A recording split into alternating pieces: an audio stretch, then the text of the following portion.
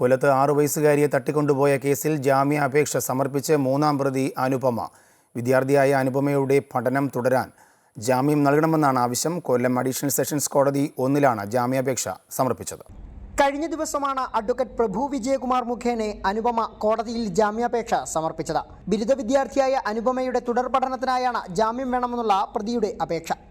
തടവിലാക്കപ്പെട്ട ശേഷം കേസിൽ ആദ്യമായാണ് പ്രതികളുടെ ഭാഗത്തു നിന്നും ജാമ്യത്തിനായുള്ള പരിശ്രമം ഉണ്ടായിരിക്കുന്നത്. കഴിഞ്ഞ നവംബർ 27-നാണ് അനുപമയും കേസിലെ മറ്റു പ്രതികളായ പിതാവ് പത്മകുമാർ, മാതാവ് അനിതകുമാരി എന്നിവർ ചേർന്ന് മോചനദ്രവ്യം ആവശ്യപ്പെട്ട് ഓയൂരിലെ ഓട്ടുമലയിൽ നിന്നും കുട്ടിയെ കാറിൽ തട്ടിക്കൊണ്ടുപോയത്. സംഭവം സൃഷ്ടിച്ച കോളിളക്കം ചെറുതായിരുന്നില്ല. ഗത്യന്തരമില്ലാതെ കുട്ടിയെ കൊല്ലം ആശ്രാമ മൈതാനത്ത് ഉപേക്ഷിച്ച പ്രതികൾ തമിഴ്നാട്ടിലേക്ക് കടന്നു. എന്നാൽ ഡിസംബർ 2-ന് മൂവരും അറസ്റ്റിലായി. കേസന്വേഷണം നടത്തിയ കൊല്ലം റൂറൽ ക്രൈംബ്രാഞ്ച് 90 ദിവസത്തിനകം തന്നെ കുറ്റപത്രവും സമർപ്പിച്ചിരുന്നു.